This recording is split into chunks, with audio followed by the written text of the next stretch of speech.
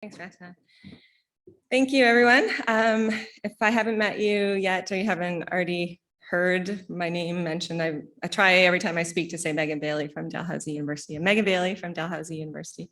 Thanks so much for being here. And just, again, just a shout out to Julian, who's online as the co-organizer.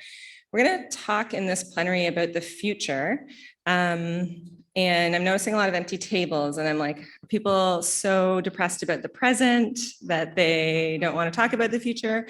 Or is it the like sunshine, I think, might be competing for attention, et cetera. So hopefully we'll have people continue to join in. But I do think this is an important conversation to have, right? And to think through and to listen and talk around what is the future that we want for small scale fisheries, or what is the future we are likely to see if we continue business as usual, for example. So we saw, heard a little bit earlier about the blue economy and what the blue economy is. And some of Charlie's remarks really spoke to me, and I was kind of scribbling on my pad about like, what isn't the blue economy, and from Charlie's remarks, like it shouldn't be frontierism, it shouldn't be colonialism, it shouldn't be business as usual, right? So if things continue as business as usual, like what is that future for the small scale sector? Or if things change, or can we set out a vision for the future and make the change that we want to see to get to that point?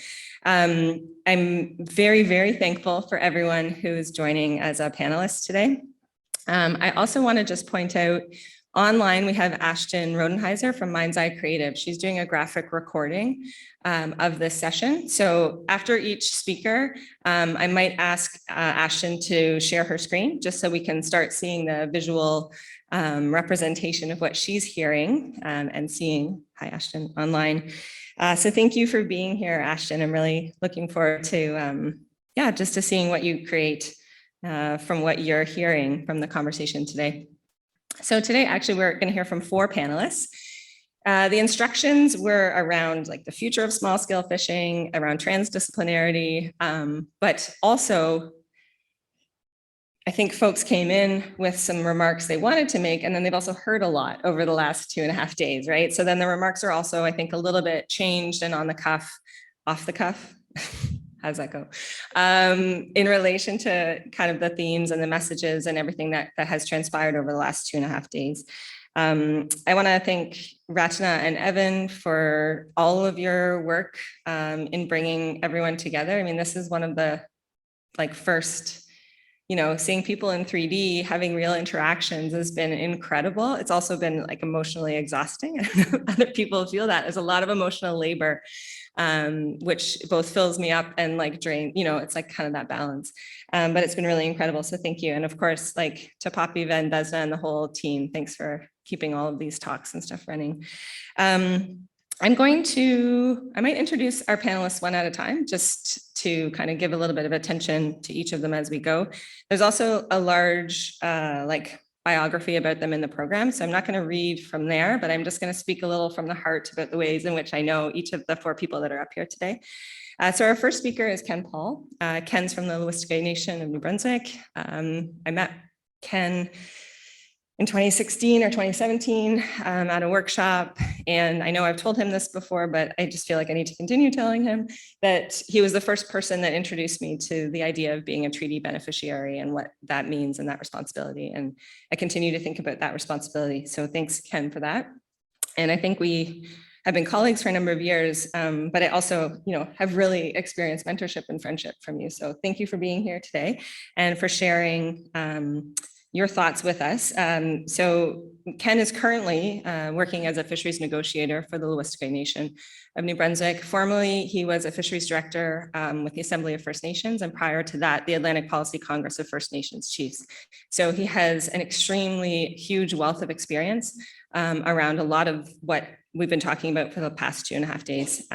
So Ken is gonna do his slides, and he'll take about 15 minutes for his remarks. Please welcome Ken to the stage.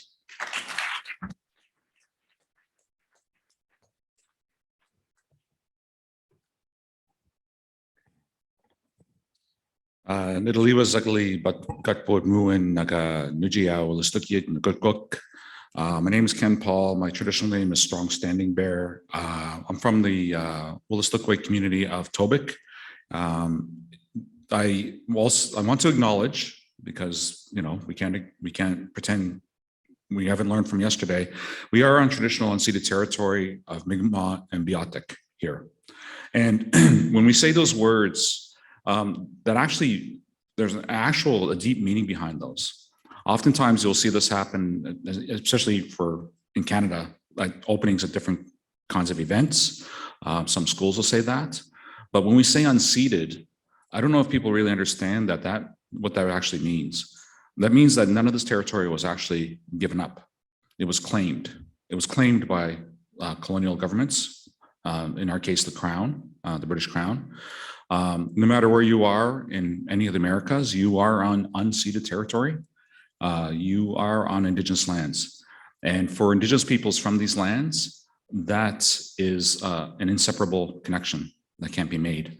And I'm pretty confident that our friends from NAWASH yesterday were actually trying to emphasize that amongst many other points.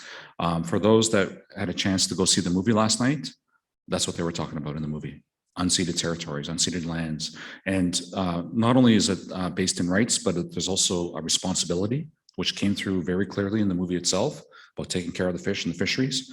And that's something that we carry with ourselves as Indigenous peoples every single day, no matter where we go. So I pay respects to the territories that I'm in, because I know that there are ancestors that were buried here. And there's Indigenous peoples that are still living here and still fighting for rights and recognition. Yeah, so I also wanted to say that I had changed the purpose of my talk today based on what I've seen happen over the last day and a half. I arrived late Monday night, so I missed the first day. And I kind of have two sort of separate presentations that I'll show back to back. One of them is going to talk about small scale fisheries, Indigenous rights, and the things that we are trying to do as part of our nation. The other part of it is going to be more of a cultural grounding that I'm hoping that it'll be tools that the participants can take forward when they're working in your own sectors when you all go home. So, and I just assume that it's the green button, eh? Okay. So that's my community, the Tobic First Nation. It's up in northern New Brunswick. We're very, very close to the Canada-US border. We're very close to the Quebec, my community, to the Quebec-New Brunswick border. Our traditional territory actually transcends the American border and the provincial borders. Like, nobody asked us if they could draw lines there. And the rule, like you'll notice, because I used to have a career as an ocean mapper for 10 years with the Hydrographic Service here in Canada.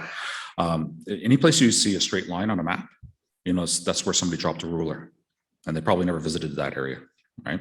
So anyways, that's this context of where I'm from. A little bit more. So on the left, you'll see a depiction of a tree. And this tree is important to us for my nation because our creation story comes from a tree. It's about a creature that was kind of like a giant toad that was holding back water from our peoples. And despite the fact that we were water starved, this toad would ignore the wishes. And so one of our cultural leaders, Glooskap, cut down one of the largest trees. It fell onto this creature and killed that creature. But the tree itself became the river, the Wolastoq River, which is commonly known today as St. John, but the St. John River in New Brunswick. But we're trying to reclaim the title of Wolastoq. And the branches became the tributaries, and the leaves became the lakes. So this is how we associate ourselves as people from the beautiful river, from the Wolastoq. We're pushing in New Brunswick to get that recognition. And one of the things we're doing is saying, well, think of it, New Brunswick, think of the tourism opportunities. People come and see the beautiful and bountiful river. On the right-hand side is a title claim that we have, my tribal council has filed within the province of New Brunswick. Because we have to deal with Canadian laws, it has to be within the boundaries of the province of New Brunswick, even though our traditional boundaries extend beyond that. I suspect that it'll take another 10 years before that is actually realized. It's very risky going to court, going for title claims, but because when you send something off the courts, you can win or you can lose. You lose control of the process, and you pay a lot of money out to lawyers. But regardless, it's important enough for us that we actually have initiated this legal action. And you'll notice on the map, it includes a big chunk of the Bay of Fundy and the approaches to the Gulf of Maine, which is one of the things that I bring when I deal with negotiations with Canada. Up here is a couple of graphics relating to the Treaty of 1752 and the 1760-61. So Megan mentioned something about treaties. So I'm a treaty beneficiary, from my nation, the Wolastoqey people. Who else in the room? I wanted to ask if there's other treaty beneficiaries in the room. Could you put up your hand? Okay, good. And how many Canadians are in the room? Canadians? Okay, so you guys failed your civics class because you are all treaty beneficiaries as well. Because a treaty is an agreement between nations. There would be no Canada if there were no treaties. And somebody had challenged me once and said, well, I'm a settler, how am I a treaty beneficiary? Well, the treaties that were signed back in the 1700s were treaties of peace and friendship. And because we live in a peaceful country, you're able to earn a living, raise your families, have a job, all that kind of stuff. That's a direct result of negotiations from the ancestors. The peace and friendship treaties for us were with the Crown, because Canada never came into Confederation until 1867. So our relationship is with the Queen or the Governor General. Now, they delegated that authority off to Canada, but we're trying to do what we can to work within the Canadian context. We're having a very hard time realizing that. In these treaties, no territory was given up. It's all unceded. No resources were given up. No governance authority was given up. We had agreed to live peacefully with the British subjects here because, which I'll talk about in the next slide, the British were at war. They brought their war with the French to our shores. The British realized that they couldn't fight the native people and the French at the same time, so they made peace and friendship treaties with us, so they could put more resources to their war with the French. Canada tried to deny these treaties were in existence and valid until the Simon case in 1986, which validated the Treaty of 1752, and the Treaty of 1760-61 was the one related to the Marshall decision, which is a paramount fisheries case for Atlantic Canada. The treaties include the terms hunt, fish, and gather. And in fact, all the treaties with First Nations in Canada, pre-Confederation and post-Confederation, all include fishing. So when we filmed last night, they were talking about the Robinson Huron and the Superior treaties, the Superior Robinson treaties of 1850. Those are also pre-Confederation, and those also included fishing. So I was Googling a bunch of things there today to make sure I get some of these dates right. So these are significant dates that I have to keep in mind whenever I work in my field. So first visitors to our region, besides the Vikings that came to northern Newfoundland, where it was John Cabot. All right, so came to North America. They started settlements, and well, it's mostly fish trades. 1604, Samuel de Champlain. He took a spin over here and started the Acadian settlements. And that's when they renamed the St. John River after, I think, St. John the Baptiste. Like he did that. And the problem with that is that it separated like our peoples from the actual land, because we never called it St. John River. And people actually refer to us commonly as Maliseet, which is a Mi'kmaq term. And but we're trying to reclaim this to make people, we have to educate others, right? 1725 was the first peace and friendship treaty. Now, Canada doesn't recognize that. There was multi-nations that signed on that, the treaty in Boston, or the Dummer's Treaty. And there's actually a covenant chain of treaties that every few years, every decade or so, a number of treaties were signed, including the two that I had in the previous slide, all the way up to 1790, in order to ensure peace and include more Native people in the Atlantic region, including the New England states. 1755 to 1763, that's when the expulsion of the Acadians from our region, right? 1763, they mentioned this in the movie last night, the Royal Proclamation. King George III said that no British subjects will move into any area that is not unceded territory. Well, almost immediately after that proclamation, they kind of forgot about it and they started moving into other territories anyway. But that's still an important document. 1776, the American Revolution happened. What happened in New Brunswick is a lot of the loyalists, the British subjects, started resettling up in New Brunswick. So they have loyalist days in St. John. There is English settlements all the way up in the river, up until you get to Grand Falls. Once you hit Grand Falls, then you start to get into the French settlements, which are closer to Quebec, Edmundston, and the North Shore in that area.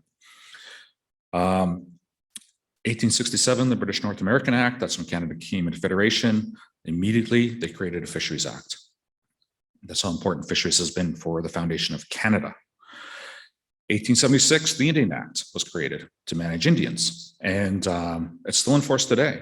So when people try to challenge me and say, is there systemic racism in Canada? I says, well, there's still an Indian Act, and it still like kind of governs everything from literally from maternity, from cradle, to our wills to grave, all aspects of Native life. And it's the only act that I know of that actually deals specifically with people. Right. And it's responsible for all of the stuff that you'll see with respect to residential schools and reservation systems and the governance systems that was imposed upon us, not respecting our internal clans. 1982, Canada reformed the Constitution, and I'm going to show you Section 35 on the next slide. That's very, very important. A couple of court cases of note for us that's important. Something happened out in BC, the Sparrow decision. It created this category of food social ceremonial fisheries. It's supposed to be a priority besides conservation for us. It's never been a priority. Like our community should be able to feed ourselves out of this fisheries, but we're not prioritized. We are issued license, and now what the department is doing is actually imposing license on our communities without agreements. One of my communities last summer, they tried to go out and do fish for lobster. And there was talk, somebody mentioned yesterday how plentiful lobster is right now. Well, they try to fish, and they try to fish with 50 traps, and the full force of the department came down upon these individuals. They're issued by the department 20 traps to feed 2,000 people in our community. 1999, the Marshall decision happened around here. I was a hydrographer at the time. Literally, my colleagues at DFO treated me differently overnight. And I was forced to learn about treaty rights. It was very, very challenging time, but I survived. Good support from my family, good support from my friends, a few support from some key people in DFO, but for the most part, it was a very ugly part of our history. But that is part of the thing that is empowering Sagavanagati, which Megan had talked about yesterday, and all of that crap that we saw happening two winters ago with the burning of the warehouse and the boats and all that kind of stuff. It's a treaty, it's a Supreme Court of Canada treaty recognized right, but yet Canada is not listening to its own courts.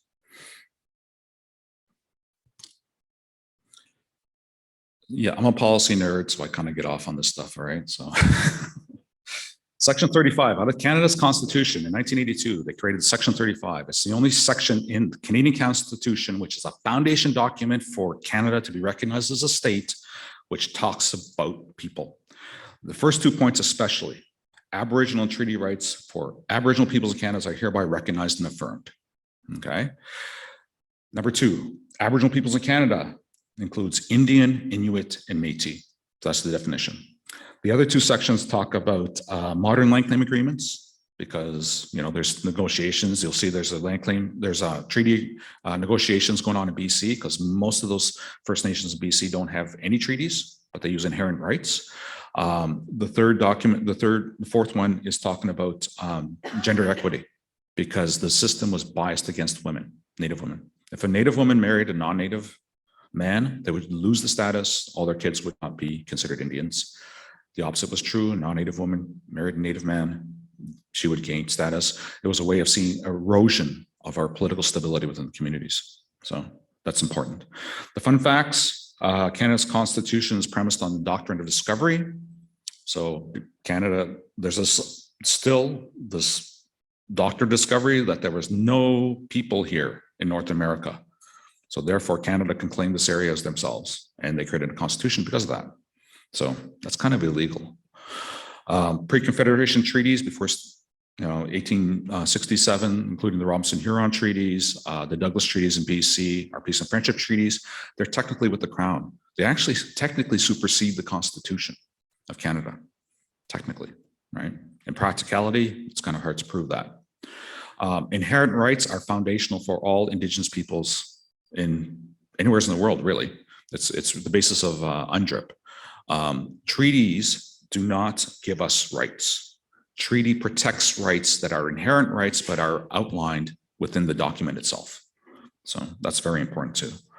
And there's no legal definition for Indigenous peoples in Canada. It's just kind of this cool term that Justin Trudeau had brought in, you know, when he came in power in 2014. And I know it kind of aligns more internationally. And for like probably 99% of the work that we're doing, it doesn't really matter. But if there's ever a challenge and we have to go to Canada's courts to prove something, it's actually going to matter. So this is a kind of a problem for the legal people.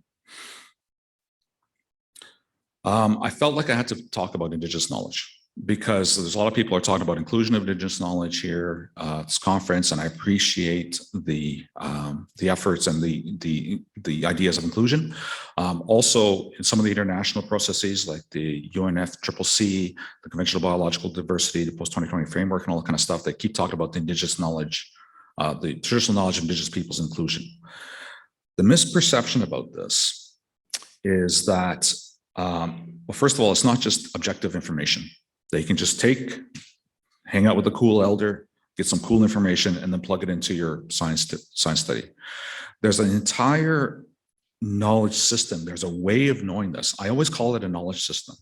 I try to equate it with like Western knowledge systems as well. There's a methodology behind this. It's not just something that you just kind of know.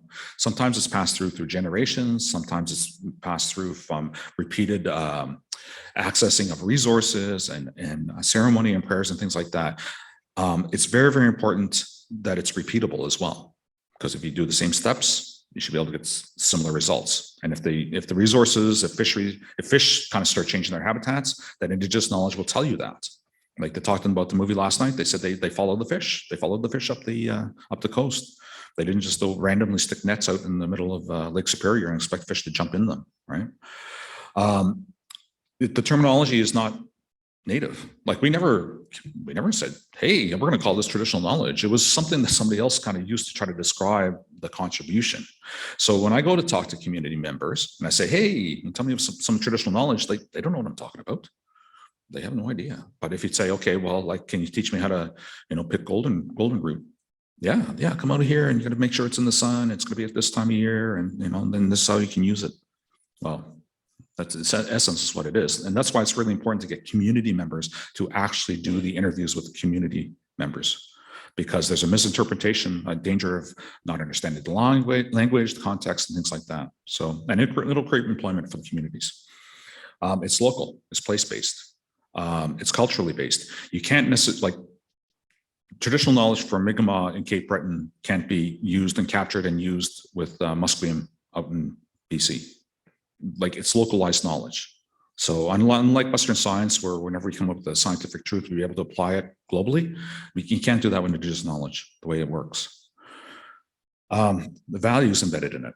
So just a little story.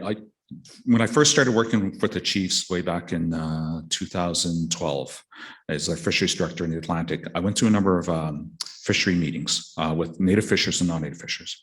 And I will say that the industry people were always arguing with DFO scientists about the total allowable catch and how much they should be fishing. They would say that, no, you guys didn't do surveys at the right time of year. Our guys have seen more stuff. We think that you should up the total allowable catch.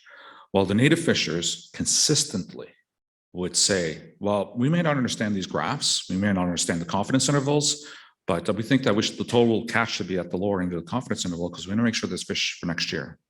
Or if I talk to individuals, they'll tell me, yeah, I was out fishing and I could have caught more, but I think I had caught enough, so I stopped fishing. I wanted to make sure there was some for the future. That's a value system. And we can define that as the precautionary approach, and we can put graphs and stuff on it. But that is an embedded value that, for me, is all part of this Indigenous knowledge stuff. Like, same with cumulative effects. We have such a hard time managing fisheries and talking about cumulative effects. It says, oh no, that's the Provincial Department of Environment. Oh no, that's Transport Canada is responsible for that. Like, they don't. There's no talk between departments because everybody's got their individual mandates. But to us, it kind of makes sense that If you harm a fish species that's spawning in an upper river, it's going to affect all of the wildlife in that area and all the vegetation. So maybe we should look at the whole thing holistically. And I know that there's talk and emphasis towards now ecosystem-based management and area-based management and things like that, and marine spatial planning. This is like to me, like common sense. We should be doing this anyway. Like how can we not be doing this? It's not necessarily objective data. It can't be captured and incorporated. There's the concept that Elder Albert Marshall and his wife Medina had created out in Cape Breton and Nescassone, Two Wide Seeing. Look it up. I think one of the talks or one of the panels today or yesterday was talking about that. Very, very important. And what they're trying to do is get the best possible science, bring in all these different knowledge systems together. And they may not be fully integratable, but at least the information, you can use the information and understand your stuff. It's all over, like it's a widely accepted concept here in Canada now. Data sovereignty and data protection is crucial. A lot of times, like our Indigenous knowledge will have to be something that is used for traditional land use, which is used and necessary when you're talking about land claims or title claims. So therefore, just going into a community and doing haphazard interviews and taking information actually could work against the community, because there's been many, many cases when information was taken from a community for a single purpose. It was used by other people and then used against the community, saying that, well, you said that you fished here and you fished here. You didn't say anything about fishing here. So that's where we're going to put the industrial development. And there's also the concept called elder fatigue. We have to really respect our knowledge keepers, because they, from their perspective, it's like, well, you work for the government. There was somebody from the government here was talking to me last week. You just go talk to them. Or we try to expect that we're going to just do it when we're on salary, when we're on the clock. We show up in an elder's house. Well, the elders don't get paid for this work for the most part. We don't compensate them like we do like any other knowledge keeper, or we do it at times when it's convenient for us and not necessarily for them. So again, timing, that's really important. We don't want to overuse our elders. So I just felt it was necessary to talk about some of these things when I hear this inclusion of Indigenous knowledge, that there has to be a lot more thought put into that. There's no ways to protect the knowledge. There's intellectual property rights are not, even WIPO, the World Intellectual Property Organization, is trying to figure out ways to protect Indigenous knowledge. There's no mechanisms in Canada, so there's other ways by local protocols. Engage the community first before you actually go talk to elders. Resource management, anything to do with resources. Here's some famous conflicts. There's many more. There's 1990, the Oka crisis. They wanted to build a golf course over burial grounds up in Montreal, outside Montreal in Oka, Quebec. And they really wanted to golf, I guess. 2000, this was directly the summer after the Marshall decision. This is up in Burnt Church. This is a DFO boat running over a native fishing boat. Those 3 individuals survived. They never got killed, but you know, good thing they were good swimmers. 2013, that's in New Brunswick and Elsipogtog. That's over fracking.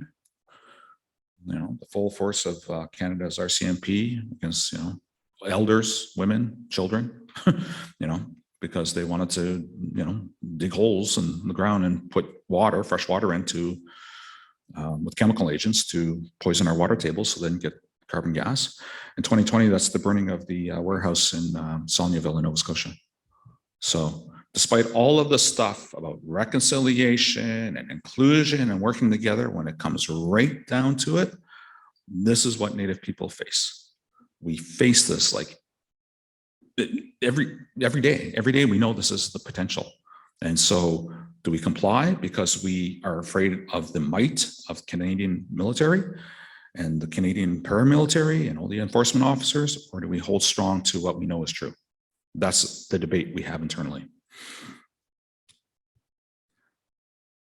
So my goals that I try to incorporate with my First Nations, with my negotiations. So I'm involved with negotiations from the treaties from 1752, 1760, 61.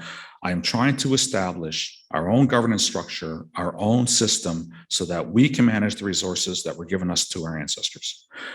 I am continuing the work from my ancestors. I know that the debates happened way back in the 1700s from all these First Nations, all these chiefs, all of these clan mothers about whether or not we're actually going to sign these treaties. They signed these treaties. They ensured that there's going to be protections for us today. What I'm trying to do today is I'm trying to get Canada to recognize and accept the concept of co-governance. We don't want to do co-management because that means that the government still is in control. We don't want to be told what to do. We know that Canada does not have the resources to manage fisheries, because if there was, then we wouldn't have problems with wild fisheries, right? I'm trying to do that.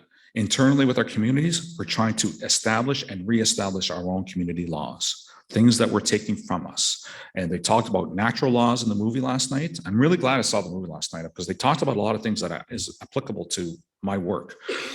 You can't change natural laws. They're going to happen. Fish are going to spawn, hopefully, as long as we take care of the habitat.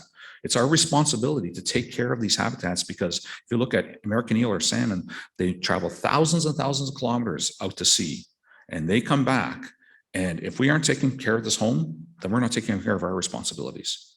That's got to be the first and paramount thing we got to deal with. We want to work with our elders and start gathering our own Indigenous knowledge, which we can do inherently, but we have to, when we call it a knowledge system, that gives us almost the permission to start using modern tools such as GIS, the databases, drone technology, satellite imagery, and all these other things to ground truth stuff. Because we don't want to be stuck, people to think that we're stuck in the past. We actually have modern capabilities, but it's that value system and that approach that we want to incorporate, which we think will be better for our communities. Food sovereignty and food security, that's major. Like we don't want to have to go to Sobeys to buy our food. Like we want to be able to rely on the resources that are available to us, that our ancestors used, and that we are hoping that when we are the ancestors, that we're going to be able to bestow upon our descendants. Economic benefits for community members. Billions and billions of dollars are made off our resources, but yet we have the highest poverty rates in Canada, consistently, the highest incarceration rates, the highest child welfare rates. Like I don't understand why Canadians are, well, maybe they're just not aware, I guess. It's just not in the headlines in the newspapers, or they haven't spent time in our communities. Economic benefits, the ceremony celebrations, when we celebrate that, it's an acknowledgement that talks about our connections and our relations to these resources. When we talk in fisheries, like some of the discussions I've had, we always talk about what's best for the fisher. We never really have the discussion what's best for the fish.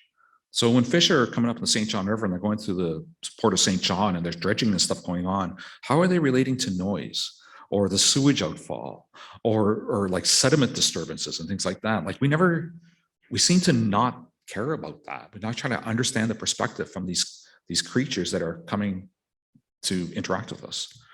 Partnerships, I promote partnerships and sharing, data sharing, knowledge sharing, job sharing. We have to look for willing partners, but of course, it can be in a bad marriage. That's a partnership. We don't want bad marriages. We want respectful marriages, right? And diversity in our employment opportunities.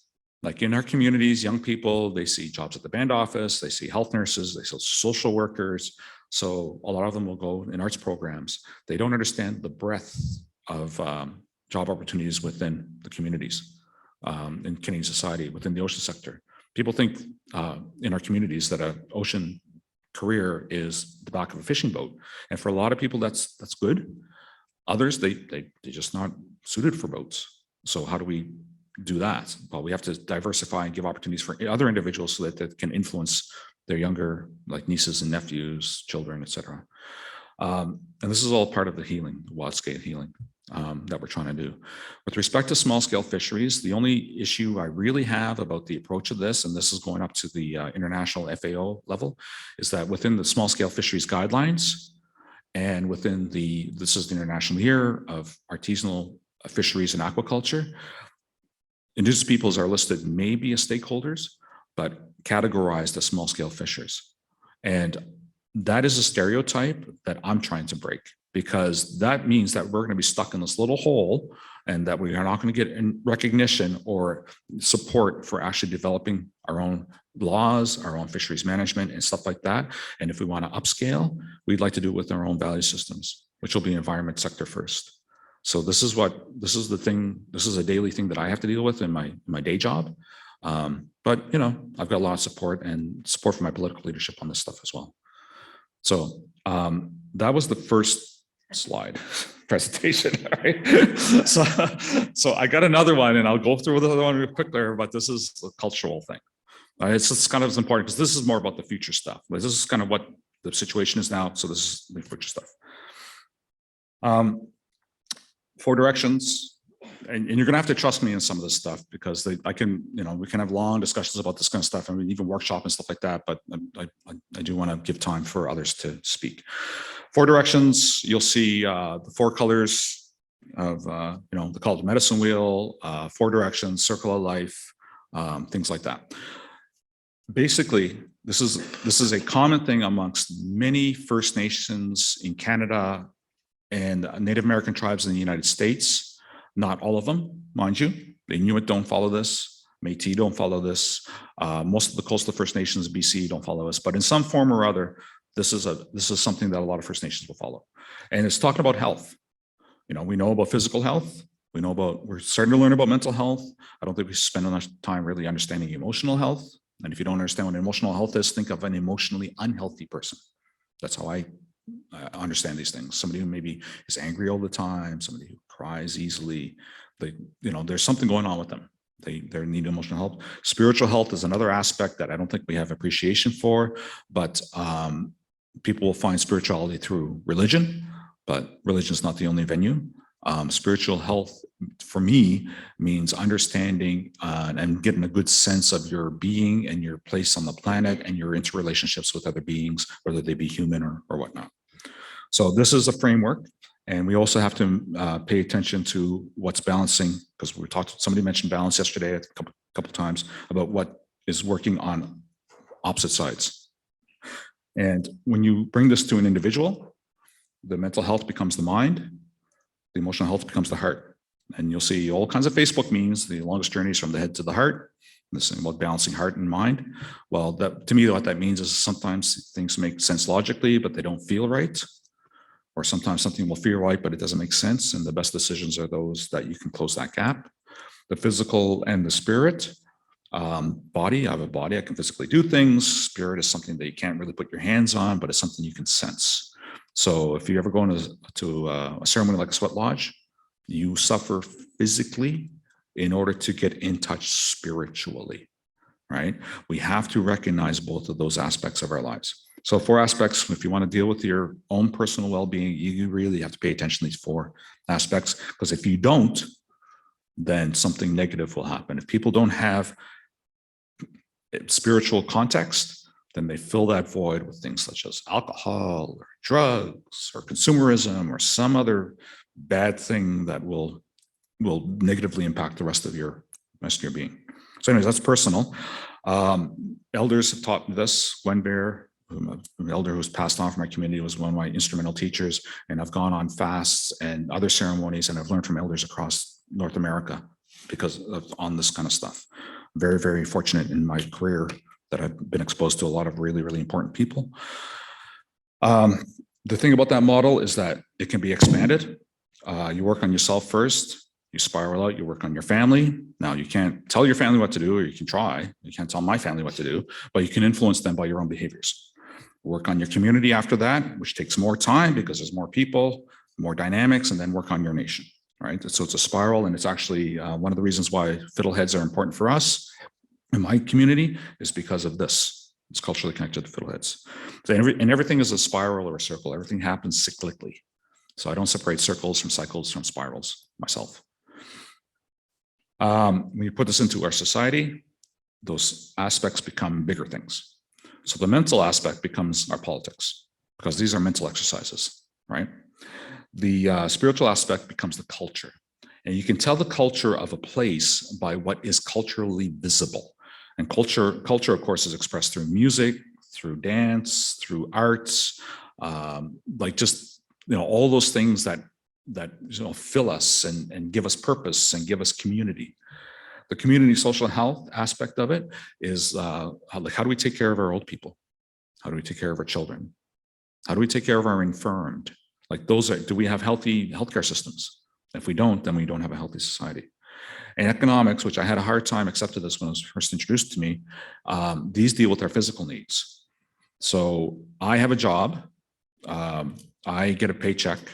I am able to pay for my housing, vehicle, food, clothing, and I have some money for trade for other goods. 500 years ago, the ancestors, they had economics. They had food, clothing, transportation, and snowshoes, toboggans, canoes, trade. They used natural materials. So it wasn't a money-based economy, but it was still an economy. So, but we talked about the blue economy here, and I got to say, you know, and I apologize to my DFO colleagues here because I know I keep like there's such a big thing that I have to deal with a lot. But the department, I got to say, is in conflict with itself as a regulator of fisheries, and yet the promoter of fisheries, all within the same department. The department should not be promoting the blue economy. You know, I'll just say that as the regulator. But we know Canada, that's the way Canada kind of slipped it in there because it's Department of Fisheries and Oceans, because Oceans is in the title, I guess they made them eligible to be in charge of the blue economy. And I think a lot of people, like there was mentioned this morning, I don't think we have an understanding what the blue economy is actually supposed to do. That's a nice marketing term, blue economy. Everybody's thinking, oh, blue, you know, so kind of the environmental, but an ocean aspect. But like everything we do in the blue economy is not going to be environmental unless we actually build that in purposely. Economics had our problem with that, and I didn't know why. Well, okay, so let's talk about a tree. Okay, so a tree has 4 stages of life. And you cut a tree across its bough, of course, it's a circle, and the branches will grow in a circle. So a tree is actually a medicine wheel, a circle. Trees are born, their growth out of seeds or spawned. Next stage of life is growth. A tree dies. It's a process. Death is a process. People think it's an event, but sometimes it's a very quick process. Sometimes it's a long process. I have spruce trees in my yard. They die from the bottom up, right? When they fall to the earth, they decay. They feed the soil for the next generation of trees. If we put our economy and put it on this lens, we know that in our Canadian economy, our Western economy, we worry about building new businesses, the birth, and growing. And I did an MBA recently as an adult, purposely because it was my weakness. I was never good with money. And I argued with every single one of my profs, literally. And I understand why our Canadian economy is built the way it is and why Western economies are built the way they are. I still don't agree that this is a good premise because we are not planning for the death of our industries or for the decay. Now, something like carbon fuels, and I know there was a talk yesterday about carbon fuels and how they're building the future of offshore carbon for 2050 and stuff like that, but that's a finite resource and that's going to die a natural death. Now, what's emerging out of that is renewable energy. And I don't like the term when people say it's clean energy. I think that's another misnomer as well, but it's another, it's a way of like ensuring a cycle because we are going to always have energy needs. It's one of the 4 basic elements, right? Fire, energy. So it's always going to be something that we're going to need. If we don't plan for this, it's going to happen to us anyway. That's why there was the collapse with Freddie Mac and Fannie Mae, the economic collapse in 2008. They were building up portfolios for everybody. They were building on false pretenses. The world economies went into recession. So if we don't plan for it, the bigger the tree, the harder the fall. So we should know about that kind of stuff. So that's how I understand economy now. Something that has to be cyclical. So coming back to societal balance, there's 4 other elements I can put on this circle. These are things that I have been learning myself, and I've gone through fast, and I've worked with elders on this kind of stuff because I work in environmental fields. I put the environment in with spirituality and culture because I have many friends who have turned their back on the church for many reasons. But there are still people that want to go out kayaking, they want to go out hiking, they want to go out and be out in nature. They want to be in touch with themselves spiritually. That's how they get spiritually strong. Biodiversity, I put that in the south because there's an interrelationship with every insect, every plant, every drop of water in our natural environment. Technology, you put that in there because there are tools that we need for our daily lives. And those are physical tools to make our work more accessible. And knowledge systems, whether it's Western science, whether it's Indigenous knowledge, I put that on there because those are intellectual exercises. So whenever I do my work, I always take a quick mental checklist to make sure that I'm dealing with all of this stuff. I would never build technology unless I took into consideration environmental impact or cultural impact. I would never make any kind of policy recommendations or decisions without understanding community and social impact, or even including our social leaders, because we also think of our politicians as the leaders. Well, we do have political leaders, but we also have economic leaders. We have cultural leaders. We have social leaders. When there's a death in my community, it's not our chief and council that are the lead. It's the social leaders, which are usually the women in the community, that take over, because they have to take care of the family. They have to take care of all the logistics. So I always try to make these checklists, especially across, because I'm looking for that balance. Everything I do, this is a subversive thing that I work with. So I'm almost done. 4 pillars of sustainability: economic sustainability, environmental sustainability, social sustainability. These came out of the Rio Summit, our 3 pillars. But there's this assumption that governance sustainability is a given if you have a democracy.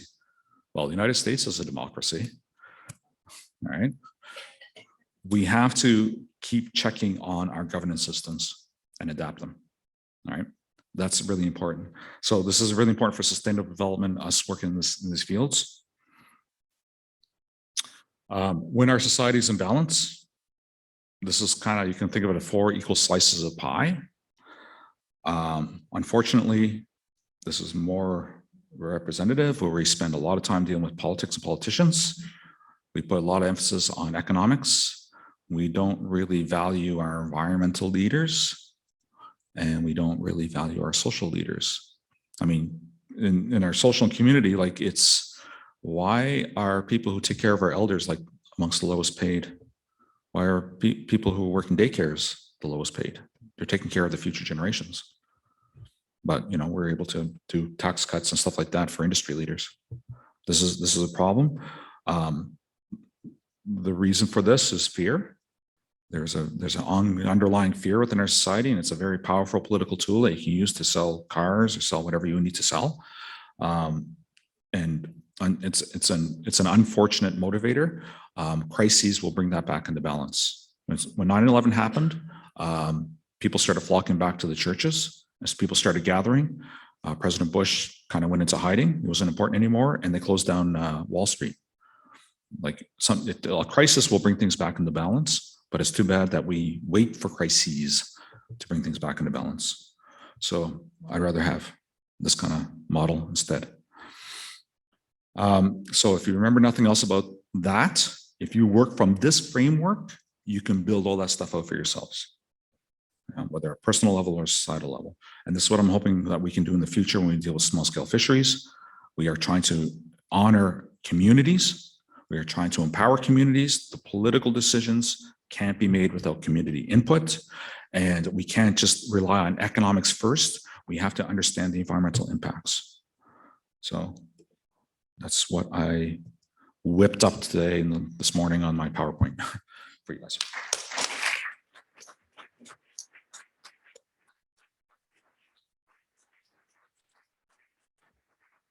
Thanks, Ken.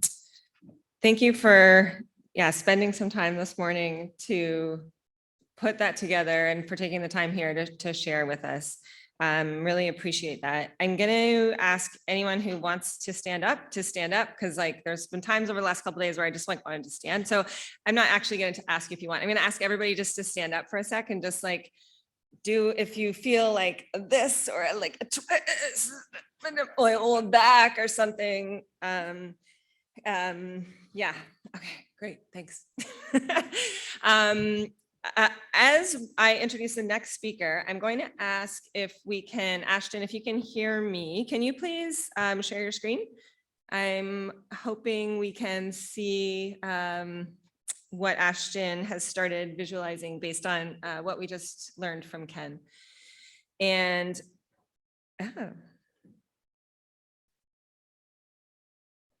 I'm going to change oh, wow. Thanks, Ashton. Okay, great. Oh, that tree. Wow. I don't know if you can see that very well from there, Ken, but Yeah, so Ashton's going to continue to build out this graphic recording as everyone's speaking. And Ashton, hopefully you heard that we have 4 speakers, not 5, just in terms of how you're planning your space. You got lots of space. Thanks so much for that, Ashton. That is really wonderful. So I see on here, great representation of both of Ken's talks. And I think the history is really important. In part because, and Charlie again made this comment about do we just put this line in the sand and say, okay, but from now on, we're going to do things right. We can't talk about the future without understanding the history and how it is that we're, where we are today. So this is wonderful. And I see the medicine wheel and the spirals. That's really wonderful. Thanks, Ashton. I'm going to change up the order slightly. Or I'm not, because Hekia is not on my stage right now. I was going to call on her just because Momo was our second speaker, but I think there's a huge break, a difference between what Ken was speaking about and what Momo was going to speak about. So I might actually, Momo, if you don't mind, we'll just wait on that. So how are you feeling over there, Rob? Do you mind? So Rob Stevenson's with DFO. I'm sure many of you have, if you haven't met him prior to the conference now, had an opportunity to meet with him and hear him. And actually, I think the segue, as Rob and I were talking over lunch, is nice about the history, right? Is Rob has decades of experience and has seen a shift in the way we're thinking about fisheries and the planning for future fisheries now. And I just want to say, that Rob's been one of the most gracious kind of meeting hosts that I've seen over years of meetings, taking different perspectives and kind of repeating what he's hearing and trying to incorporate a lot of consensus building into the approaches that he's working through at DFO. So thanks for being here, Rob. And Rob does have some slides, so if we can share those. Thank you. Thanks very much, Megan, for that kind introduction. And thanks to Megan and the organizers for the invitation to participate on this panel and in this really interesting meeting. It's been great. I'm a research scientist with Department of Fisheries and Oceans at the St. Andrews Biological Station and a visiting research professor at the University of New Brunswick. I'm speaking today as a researcher. Some of what I say may emphasize some things in a different way, perhaps than DFO might, but you'll please understand that.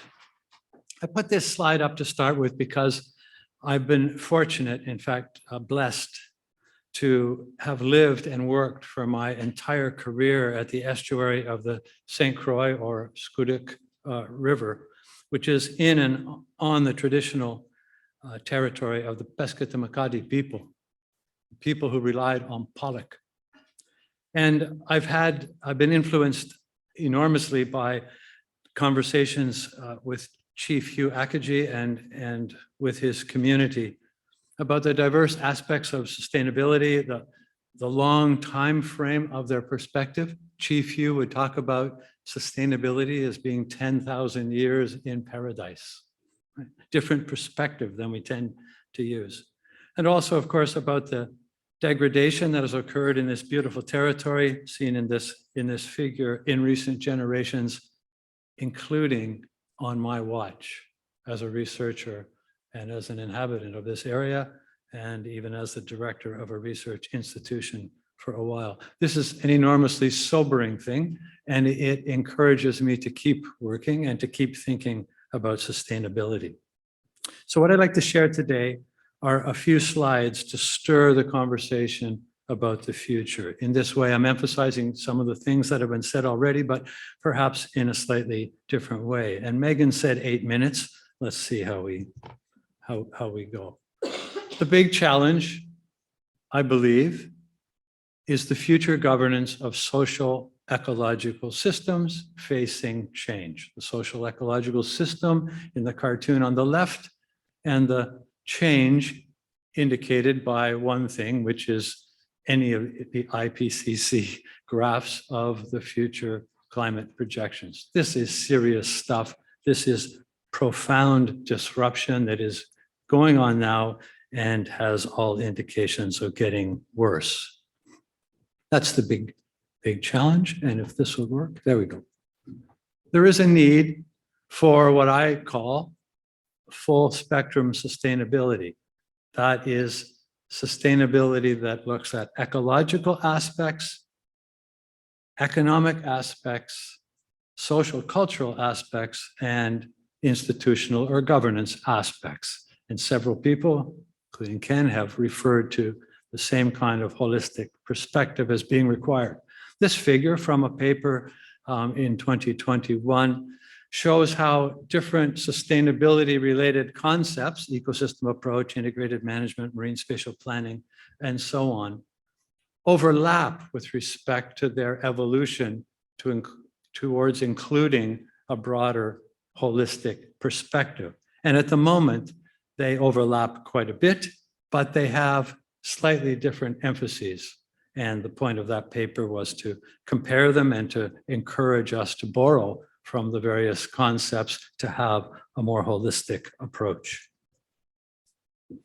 We need to, in light of that, we need to articulate the objectives or outcomes or values and perspectives that we would like to achieve in the future against that broad perspective of sustainability. And this is being advanced through things like the ecosystem-based management framework that Alida Bundy has spoken to already at this meeting, in which we are trying to articulate and break out unpack, if you like, the ecological, economic, social, cultural, and governance objectives. And we're trying to do this respectfully in a way that determines to what degree Indigenous objectives and values and knowledges and perspectives can contribute to this or find an alternative that is more appropriate. With that kind of a framework, with a series of values, of objectives, we can then begin to look at the consequences of scenarios looking forward. How do various options or scenarios of management going forward, shown by the ABC across the top in this cartoon, how do they fare and compare in relation to ecological outcomes, economic outcomes, social, cultural outcomes, and institutional outcomes?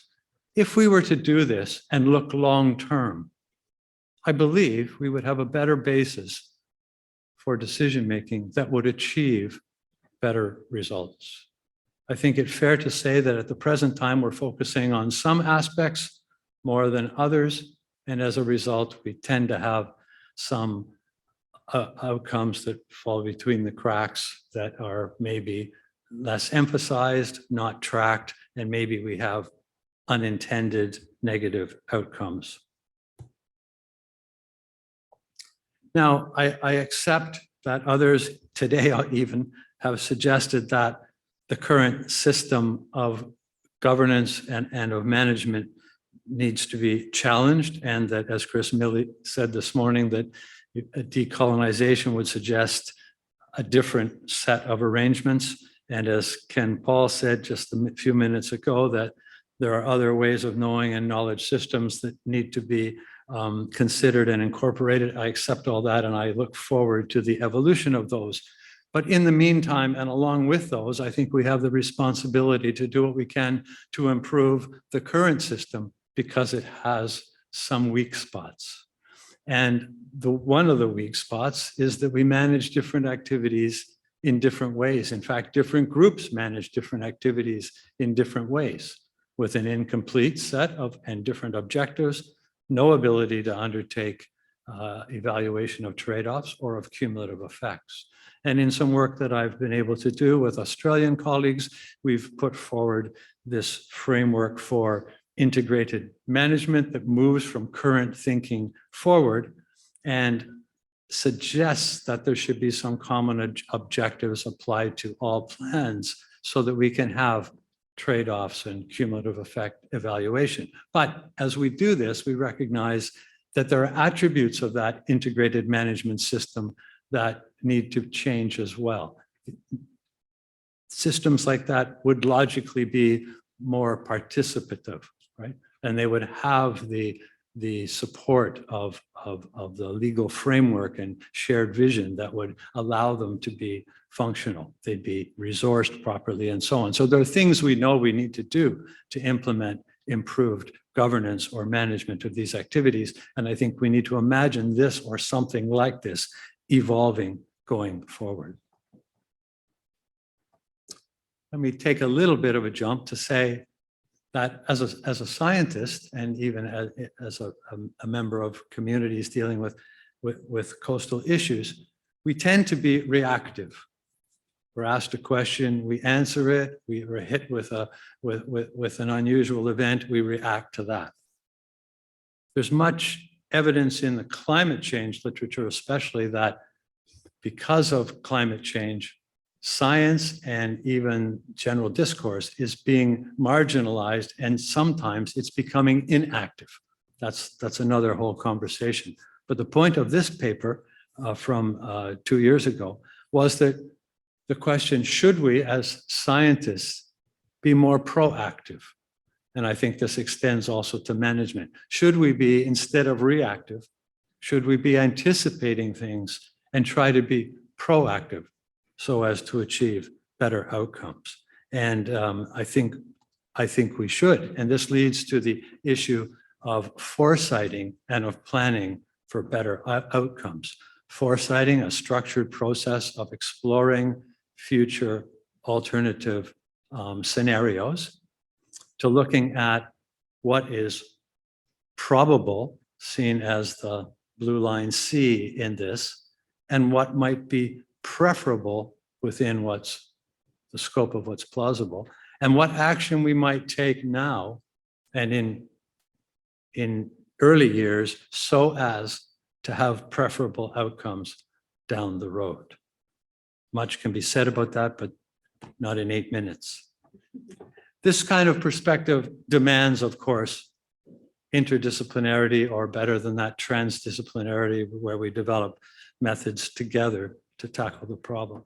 And at a meeting a few years ago that I attended, a cartoonist was, as is happening online, was trying to record what they thought they were hearing, and heard this conversation and said, we need this new mixture of expert, and drew this cartoon. I think it's wonderful because, of course, this spectrum of interdisciplinarity is required, but we won't get that in a single individual. We won't all become experts in everything. We can't. We need the expertise of our disciplines. That means we need to work in teams. We need to work together across disciplines and teams, not a trivial challenge, but has to be done. And I'm glad this conference is considering much of that. So to get the future right, a few things, in my opinion. We need to articulate the desired ecological, economic, social, cultural, and governance outcomes. What do we want and need from our activities? We need to evaluate long-term consequences, not just what will happen tomorrow, but long-term of our management scenarios against those diverse objectives, especially what's going to happen socially and culturally. Third, we need to facilitate participatory governance arrangements and the use of transdisciplinary methods, and then explore and proactively pursue preferred futures.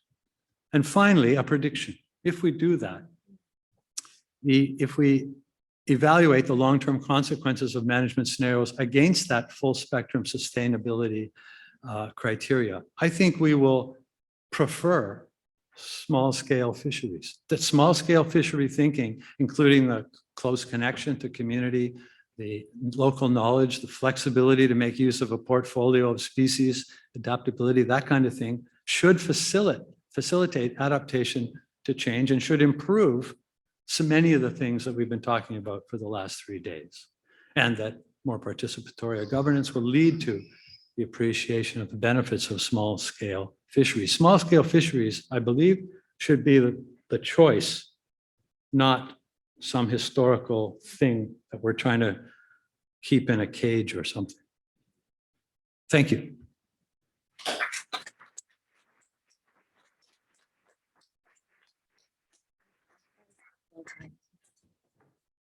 Thank you very much for that. Yeah, it's an interesting thing to think about. How to, yeah, like starting from that future, right? And what do we want? And then if small scale actually is the thing that we want, like to proliferate, as opposed to that we want to maintain, yeah, in a box or whatever. It's really interesting to think through that. I'm going to ask Ashton to share her screen again. And just so everyone can take a look at that while I introduce the next speaker. So I'm going to call in Hekia. We can just take a second, or you can slowly make your way up here. So Hekia showed real perseverance in getting here. She was supposed to arrive Sunday from California. She got in yesterday, like late afternoon, early evening, after canceled flights, delayed flights, being put through Montreal. Her bags have not arrived. So she went shopping to buy a conference appropriate outfit and is here. But so of no fault of her own, she has not been a part of much of the discussion up to this point. So it's almost like you're giving the first talk of the conference, you know, where in like, those people also are faced with the situation of putting something out there when nothing has been said yet. So I really appreciate that you're here. Thank you. Hekia is a postdoctoral fellow at Dalhousie University. She's funded through the Nippon Foundation Ocean Nexus Center, which Wilf and Gerald helped to run. Hekia has been working at Dal for almost 2 years now. And I've learned a lot. She comes with a wealth of experience and expertise working in New Zealand on treaty settlement for Maori and the ways in which treaty settlements have been used towards development of Maori-run fisheries. And so I'd like to call on Hekia to discuss seafood sovereignty and the future of small-scale fisheries. Thanks, Hekia.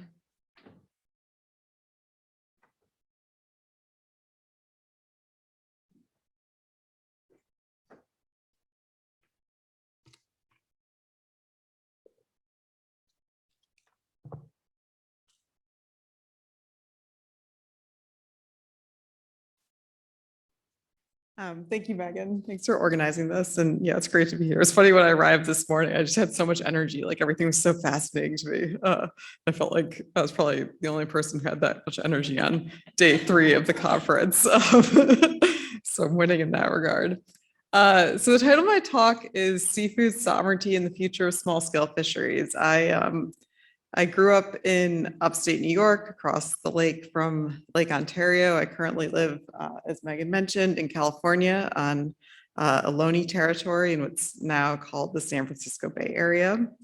And my work has largely looked at equity in environmental governance through the lens of sovereignty struggles and how Indigenous claims to sovereignty and state efforts to resolve those claims have provided a lens through which we can try to understand mechanisms through which governing structures can be reworked to address previous forms of dispossession and facilitate new forms of access, right? So we're seeing through these Indigenous rights settlement processes, you know, major transformations in how property regimes are allocated in some ways, sometimes also how property regimes are governed, that can provide insights on what needs to be done going forward to potentially, rework these colonial histories, but also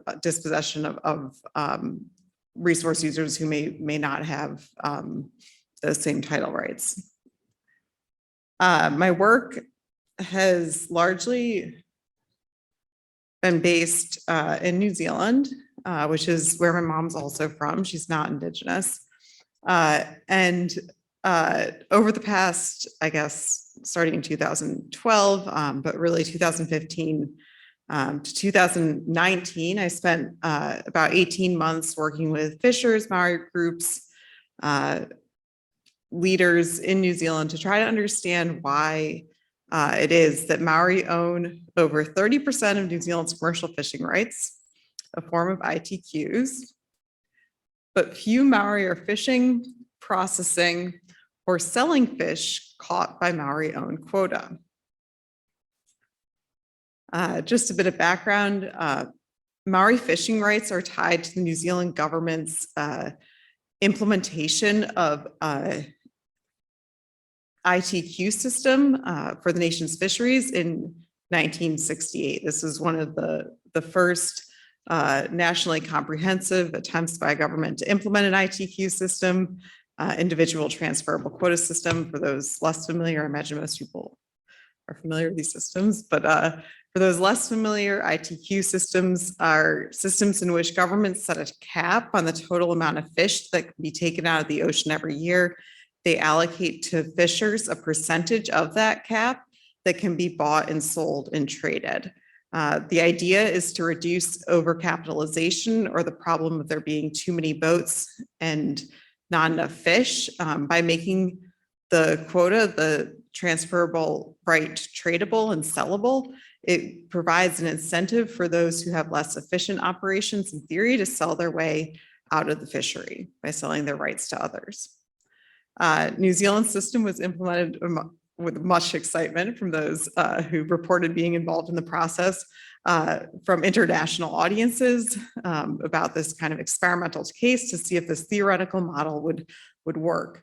However, several years after implementation, it was stopped in court by unexpected to those who were implementing the ITQ system, a claim from New Zealand's, a group representing all Maori in New Zealand, that the ITQ system, which relied on the government's presumed ownership of the nation's fisheries in order to allocate property rights, violated Maori treaty and Aboriginal title rights. The Maori treaty rights are tied to the Treaty of Waitangi, which was signed between most Maori groups about 94, and the British Crown in 1840 made New Zealand a colony of Britain, gave the Crown governance authority over New Zealand, also protected Maori governance authority. It protected Maori rights to fisheries and other treasures that they deemed valuable, and it made Maori full New Zealand citizens. The principles, there's only 3 of them, are not properly translated from the English version to the Maori version. And there's been a lot of kind of negotiation over interpretation of what treaty principles mean today. To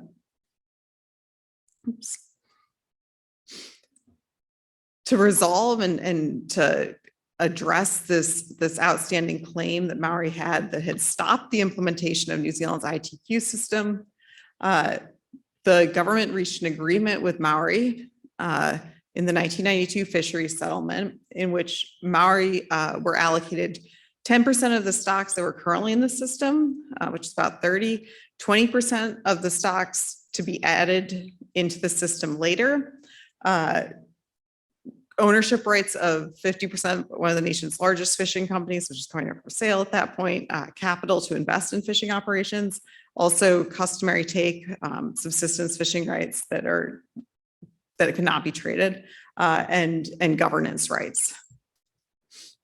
The Maori quota package was allocated to all Maori, and Maori were tasked with the responsibility to determine how to divide it up between them.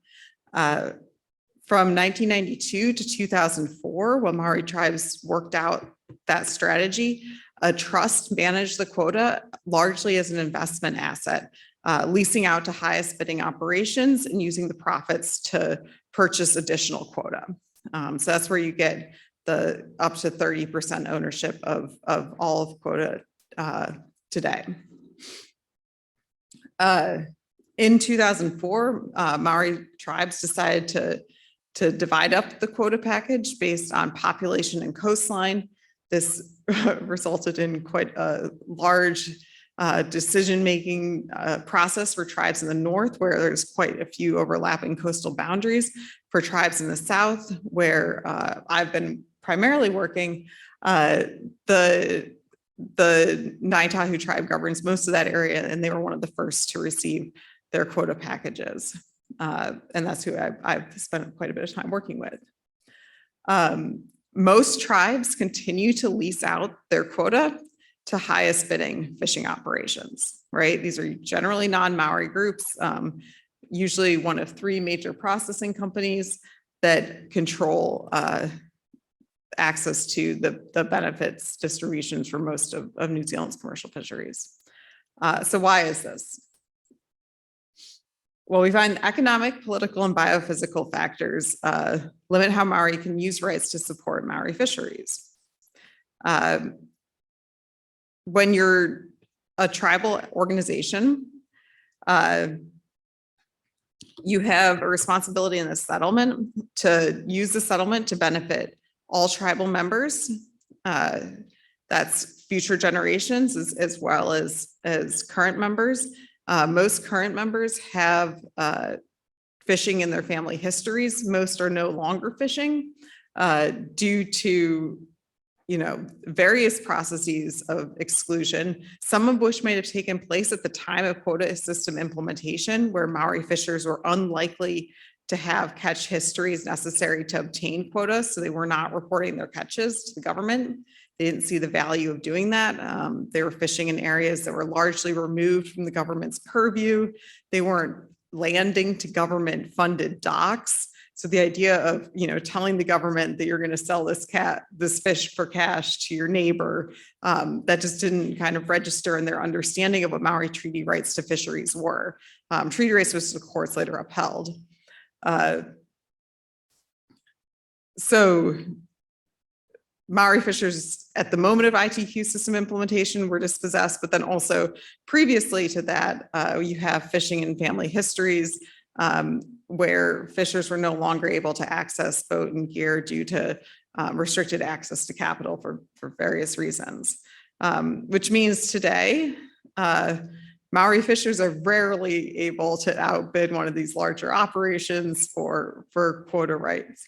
And there's a disincentive for the tribe as a whole to lease to the Maori fisher who can't provide as much, economic return right up than it would be to lease to one of these larger players, because the tribe, when he leases to larger players, can use the profits to again accumulate more quota. And so at the current rate of quota accumulation the tribes have engaged in, they'll own all of the nation's fishing quota within 3 years.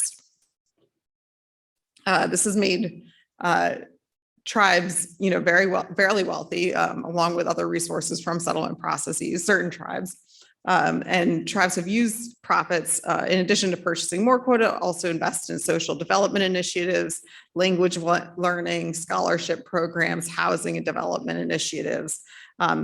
This has been, provides certain benefits for tribes as a whole, but fishing communities that were excluded from accessing the fisheries when the quota system went in, the fisheries were privatized, are, seeing the socioeconomic effects of now what's almost been, 30 plus years of restricted access to their fisheries. So the challenges that we have here in terms of economic and political factors that limit how Maori can use their rights to support Maori fishers can largely be overcome by tribes choosing to subsidize Maori fishers, right? So tribes in certain contexts have said, okay, well, for certain species, we're not going to lease to the highest bidder. We're actually going to give it to Maori fishers instead. And that's been the case, especially for inshore species or andromeda species such as eel of culturally important significance to Maori, but also that require less capital, less, perhaps subsidies from the tribe to grant to tribal fishers to access these fisheries than fisheries further offshore. What we see here when we start thinking about how to develop these coastal fisheries that maybe have a less cost prohibitive opportunities to access is that there's also biophysical factors and biophysical dynamics happening in New Zealand that are preventing the ways in which Maori can use their rights to support Maori fishers. Over the past, since 2006, New Zealand has grown into the world's largest dairy export. This has come at the kind of expense of downstream waterways, including those that eel use for habitat. This has resulted in fishers no longer being able to fish eel quota in certain contexts, and not being able to, again, use their quota rights to develop their fisheries. So why is it in a nation that has been internationally regarded for its Indigenous rights settlement process, do we see such a bizarre or clear illustration of what we might call a distributional injustice occurring? Like, how is this happening? So why do distributional injustices persist, again, between the development of the dairy industry upstream and these coastal fisheries downstream, which, not surprising, ag is primarily non-Maori. These coastal fisheries, especially eel, are primarily species that are Maori culturally, but also Maori food sources. So 3 reasons we can identify as why distributional injustices persist. Limited coordination between land and sea-based governance. We see this talked about in other areas as well. Folks who are in charge of supporting the fisheries are not the same people who are in charge of authorizing whether land development takes place. Indigenous representatives lack political authority to advance fishery health. So this is, I think, really important to think about when we're thinking about the future of small scale fisheries, or the future of how governance systems might be reworked to advance more equitable outcomes for particular groups. Indigenous groups in New Zealand, Maori leaders, will have the opportunity to have seats on governing councils that authorize permits for land development initiatives, right? This is at the regional council level. When Maori have those seats, they don't have majority seats. And it is very difficult, those who are involved in these processes, to take a stand against industries that have, economic weight. I think we heard that earlier today, but also industries that carry kind of a political significance to the regional population. Agriculture is often seen as a mainstay of rural economies. So taking a stand against agricultural development initiatives is politically contentious, especially when you're saying, we want to take a stand against ag to benefit fishers. Maori fishers, who's the percentage of whom is a much smaller group. Maori are up against challenges in kind of leveraging their political weight as well. They've received quite a bit of money through various forms of treaty settlements that have raised public concern from certain sectors of the public, that too many state-owned resources are going to Maori. And as a result, leaders have, talked about how they kind of have to pick which battles they're going to fight, right? They also need authorization from these regional councils to develop their own land-based development initiatives. And they don't want to I guess they're hedging their bets by not necessarily working in hugely politically contentious ways to advance downstream fishery health. So a third reason is that environmental impact assessments do not incorporate fishers' knowledge about fishery outcomes. So this is something that I think maybe folks earlier and Robert kind of highlighted as well. The importance of understanding from local resource users about what's happening downstream. So, one form of kind of political authority that can trump other types of development opportunities, or how fishing might trump ag expansion, is through the identification of the downstream impacts of agricultural expansion. And a lack of data on what those impacts are in forms that are legible to governments has precluded the ability to do that. Fishers' knowledge is often kind of conveyed, or these eel fishers' knowledge in particular, on boats or over dinners, over meals. And the types of information that get factored into environmental impact assessments about the ways in which upstream land use change might affect downstream outcomes is through technical reports that really don't exist about the eel fishery.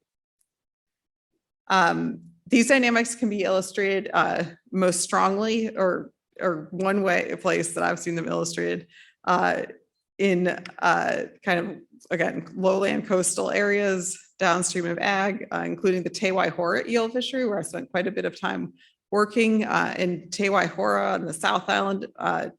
The government of the Ngāi government has co-governance rights to the fishery, right? But they don't also have co-governance rights around upstream land use change. There are seats on the regional council. These are some of the photos of eel development initiatives that have taken place down there. Currently, the factory that was built to export overseas with this Ngāi brand, Ahi Kakai, is no longer running on account of there being no eel.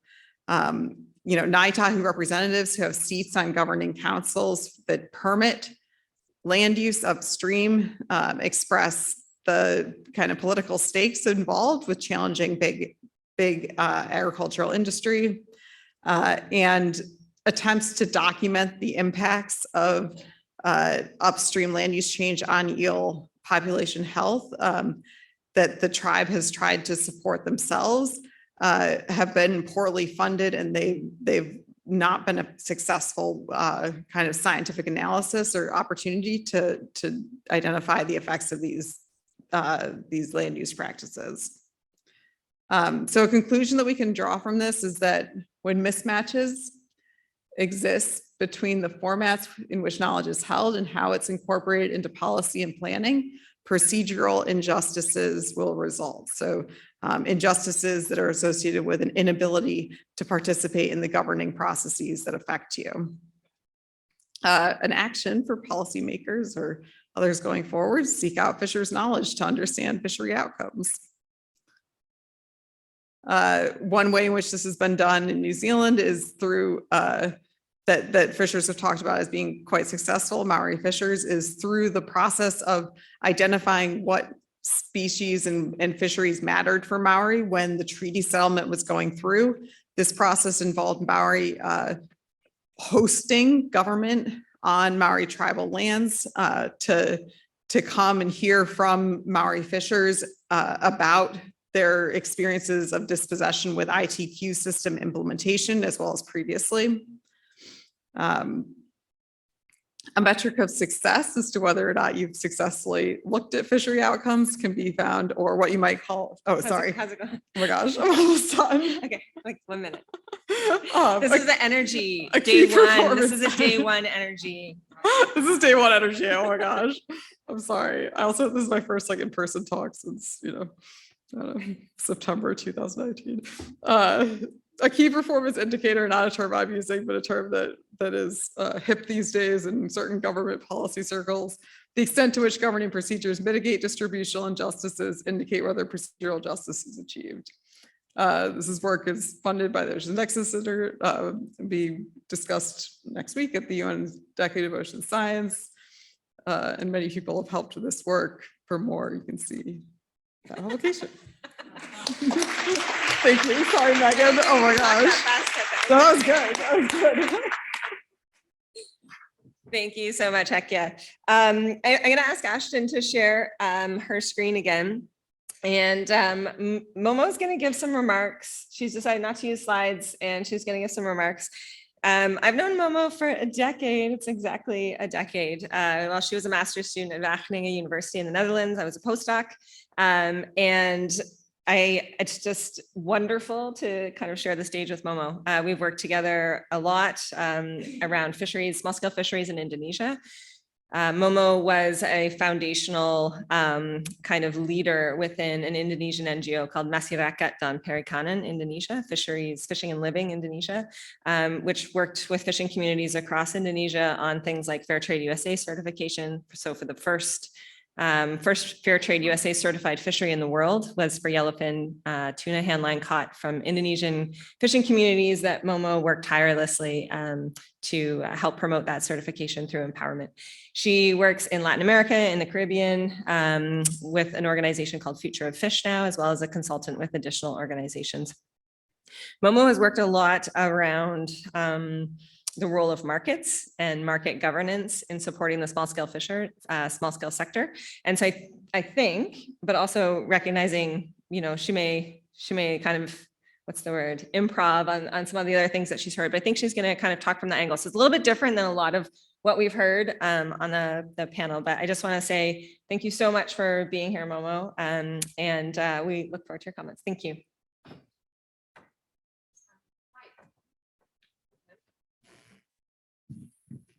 Hello. Okay, there we go. Okay, great. Yeah, really happy to be here. Just, is it possible to have Ashton's screen shared as well while Momo's speaking, or both screens, if that's possible? Yeah. Oh, I'm sorry, Ashton. Thank you. Yeah, if you're okay with being on live as we go, that would be wonderful. So Momo, people can still see Momo on the screen, and then also we'll see Ashton's work. So thanks, sorry, Momo. Perfect. So yeah, really thankful for being here. I think it is amazing to be in person again and to nerd out with people speaking about small scale fisheries for 3 days in a row is really fantastic. So thank you for the invite.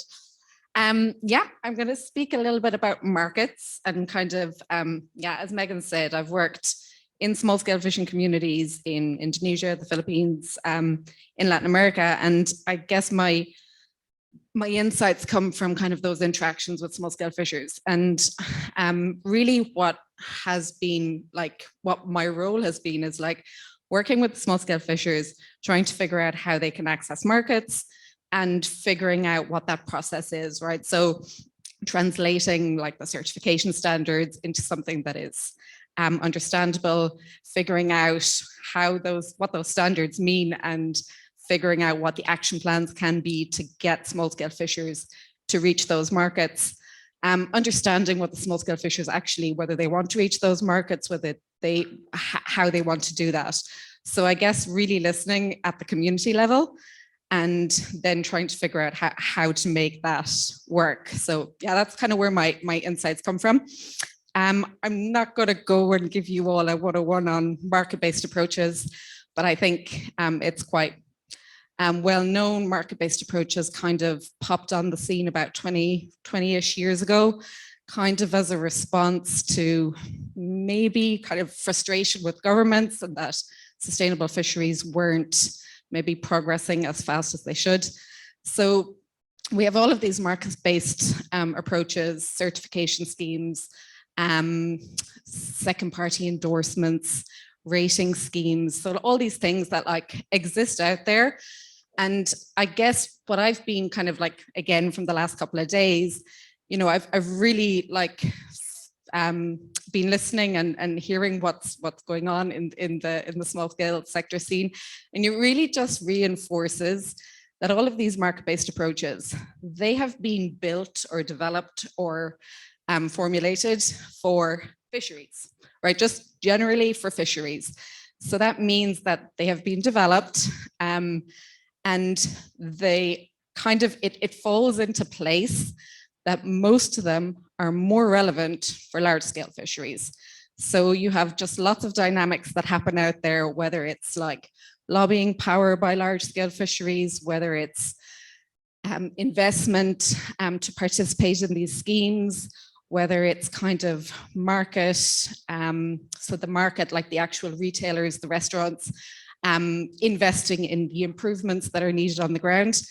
And most of that work, most of those investments, most of that kind of attention has focused on the large scale fisheries, which means that you have had the large scale fisheries benefit from these schemes globally. And the question kind of persists then, well, what about the small scale fisheries, right? So I guess from my perspective, like thinking about how do small scale fisheries fit into like the market system at the moment, you realize that there's not many small scale fisheries certified. I guess most people know about Marine Stewardship Council, different aquaculture schemes that are out there, certification schemes. Like if we talk about like what percentage are certified that are small scale, it's about 7% in fisheries, and in aquaculture, I think it's below 1% of smallholders that are actually certified. So then you have the retailers, you have the bigger brands out there who have their sourcing policies, right? So they say, right, we're going to source certified products, we're going to source products from certified fisheries, from aquaculture certified fisheries, or we're going to source from GSSI, the Global Seafood Sustainability Initiative, recognized benchmarked certification schemes. And then you kind of do the calculation and you realize, okay, well, that means that actually most of the retailers globally are not going to source from small scale fisheries, right? So they're making these statements, they're putting them out publicly. And then when you do the calculations, you realize that it just doesn't match up for small scale fisheries. So yeah, like, I guess this is, in one way you can kind of understand it. It has to do with economies of scale, it has to do with investments, all of that kind of thing. But it just really shows that we're at a point where we kind of have to rethink these market-based strategies and approaches and kind of maybe do a restart, a reshuffle, and really think like, how do we get to a stage where these market-based approaches actually work for small-scale fisheries? So in speaking with market players, you realize that also the market players might actually want more small-scale fisheries certified or in the schemes. So an example, like, from COVID, there was a lot more people who were going to supermarkets, who were maybe looking for more diversity in the seafood that they could purchase in supermarkets. And then you have the retailers who've made these public statements to say we will only source from A, B, and C certified fisheries. And they're kind of stuck then because they actually would love to source some small scale scallops or locally domestically produced seafood, but those fisheries aren't certified. They are not in a fishery improvement project. So then also the retailers' hands are tied, right? So you kind of have this mismatch. You actually have a market that might be interested.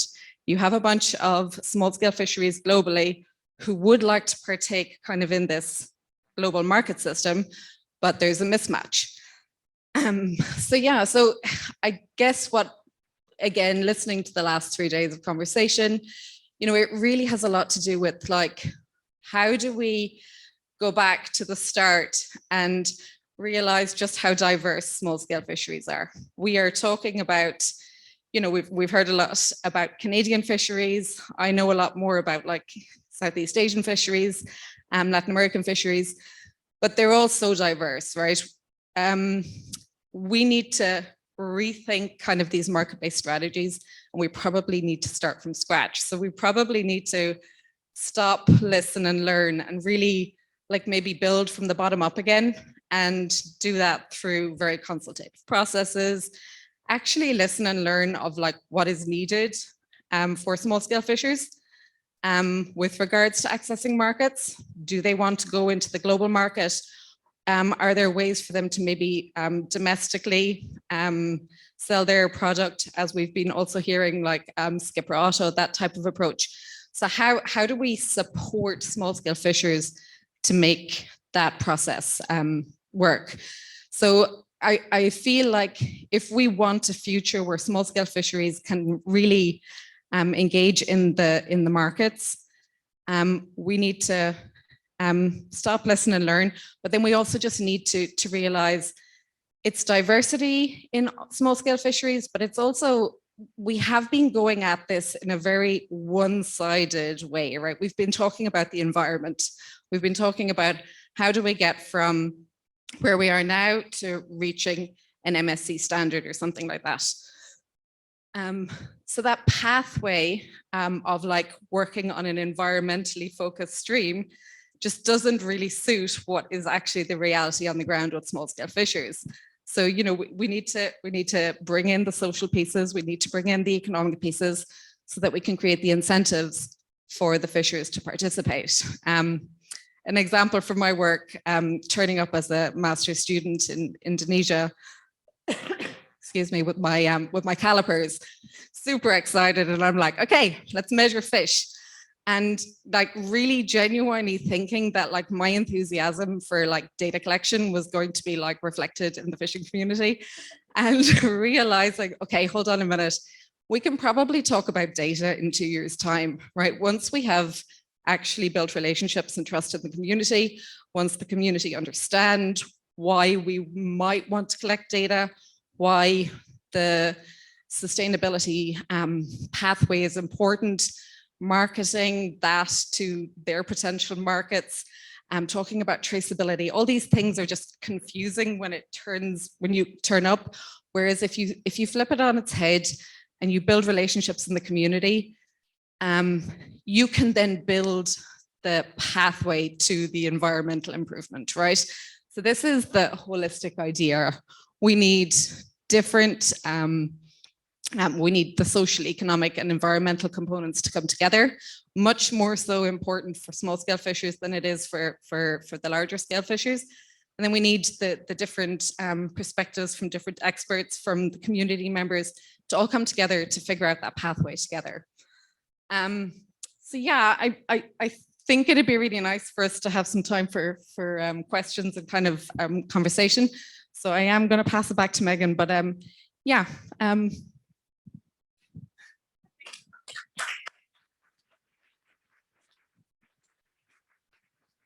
Thank you, Momo. Yeah, it's interesting because I do think so many of our approaches, you know, we want to be scalable or we want to be able to apply easily. And that's, you know, when we think about historically, a lot of fisheries management decisions like reducing the number of fishers because it's easier to manage a few companies, for example, right? As opposed to a lot of like a diverse set of dispersed harvesters. And it's similar in certification, is that if you want a large volume of certified fish, it's easier to certify big fisheries, right? And then how do we celebrate the diversity in the small scale sector as part of the value of what we want from fisheries, kind of thing.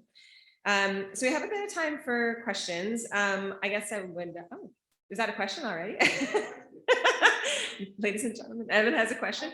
So we have, yeah, about 10 minutes, which I apologize that we are a little short on time for questions. But take it away. You look ready. It's okay. We got a good lesson at the start. So thank you for that, and thank you to the panelists for a wonderful and fascinating discussion, because we don't talk about the future enough. We're always talking seemingly about the past.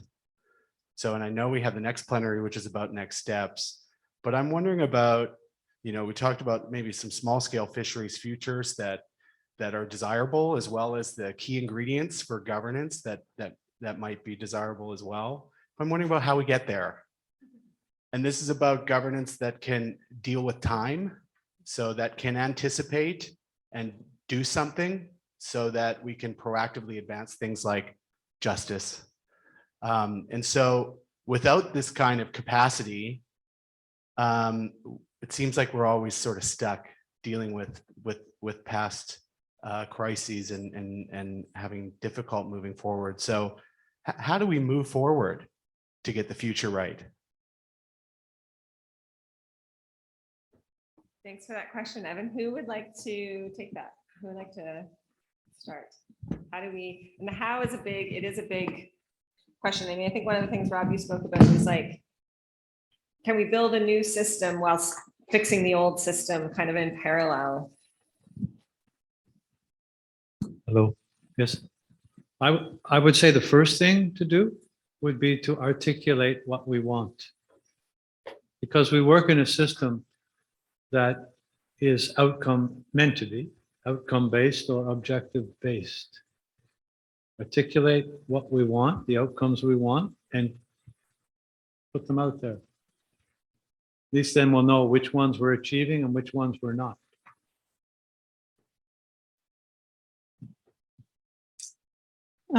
So one of the kind of parallels that I've seen in various literature streams or various initiatives that struck me lately is that, you know, there's these this interest around Indigenous self-governance. There's also an interest from environmental justice scholars working in the US to advance self-governance of environmental justice groups, almost kind of an anarchist strategy of no longer engaging with the government, but we're going to support our own governing initiatives. Then you also see from more mainstream governance scholars, kind of the Ostrom camp, this idea of polycentricity, where multiple independent decision-making units with some sort of autonomy should be advanced for promoting sustainability outcomes. And I think there might be some logic in thinking through the ways that having more experiments with governance, right? So having more groups that have, and this is in some ways a plug for Indigenous self-determination, but having more groups that have the ability to implement different forms of governing initiatives, I think is perhaps an important part of the project of thinking through how we go forward and advance alternative outcomes. Thanks, Sophia. Mama, Yeah, just a quick reference to the small scale fishery guidelines. I think there's been a few processes, a few steps that have been taken. I'm not saying that the small scale fishery guidelines have the answers to everything, but I do think just the process, right? The bringing people together, listening to people, and putting that into a framework that you can then work from. So I know that the small scale fishery guidelines are currently being turned into indicators. Those indicators are going to basically set a framework for how we'll say governments, but also communities can take the steps towards achieving them. So I think just maybe there are processes and approaches that have happened that we can learn from. So I think we have to combine that and bring them together to build kind of next steps. Say something. I guess I feel like a little bit in a unique position because I have the privilege of working through my nation. I don't think the Canadian system can be fixed, to be honest with you. I don't want to be stuck in trying to tweak it. I think that new things have to be developed and that the authorities have to be taken out of Ottawa, to be honest. I think the local governance is the way to deal with these things because I've met so many policy people that spent their entire career within the 3-block radius of 200 Kent Street, making decisions about what happens to the lifestyles and livelihoods of people out here in the coasts. And, that's just not right. Local people know what's best. And that's what I'm trying to build, local empowerment. So. thanks very much. I'm going to go with Prateek, actually, or I don't know who's ordering. Do you have your, okay, perfect. Thanks very much. And then thanks. Johan Johansson, FFAW, so here in Newfoundland, Labrador.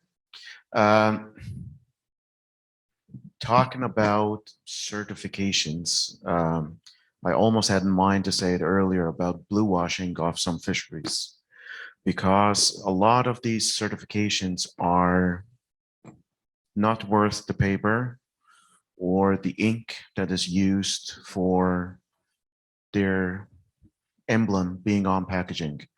And I think part of it is industrial scale fisheries, it's easier, but it is also often a question of who holds the certification, not just if the fishery. There are many jurisdictions in the world that have seen what certification can do and then develop their own domestic ones, but they're still often industrial scale. In Newfoundland, there's several species caught in Newfoundland that carry MSC certification, for argument's sake, but who holds that certification is the producer. I happened to be at an event in Brussels several years ago where MSC was asking about if the certification was a benefit to the industry. And I think there was 2 people in the room who said no, because benefit to whom? The primary producer doesn't see the benefit, and therein lies the problem. So yes, there has to be a complete rethink on that, but I think it goes back to what has come up a couple of times over the last few days. It's who holds the power, or who sits in the position of power and manages perceptions. And I think those are things that need to be changed.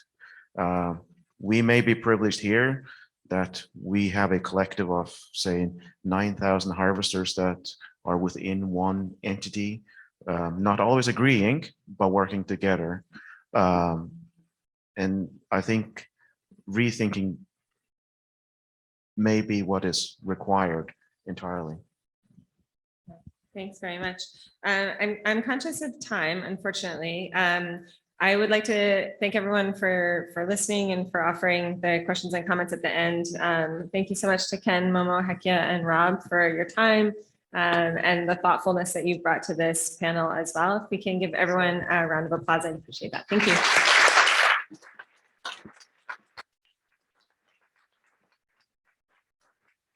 And thank you, Megan and Julian, for doing the sharing of the session, including Ashton, who produces graphic arts.